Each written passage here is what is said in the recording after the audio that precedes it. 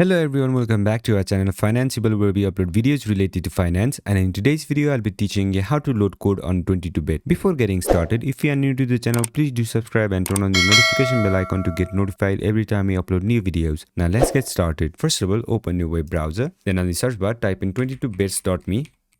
Once you press enter, you will get to this website. Now, on this website, you'll have to log into your account. And if you don't have an account, you can register for one by clicking on this button where it says registration. And once you get your account, click on this login button to log in. Now, enter your login credentials in these boxes. And in case if you have forgotten your password, you can click on this link to reset it. Now, once you have entered your detail, click on this login button. Then you'll be logged into your account. Now, on the top right corner, you will see this box. Then under bed slip section, you will see bed slip code. Click on this box where it says bed slip code, then enter the code that you have. Once you enter the code, click on this load button. Once you click on it, the code will be applied. You can also save it by clicking on this button where it says save so that you can reuse it. So this is how you do it. I hope this video was helpful, and if it was, don't forget to leave a like, comment and subscribe, and turn on the notification bell icon to get notified every time I upload new videos. And I'll catch you on the next one.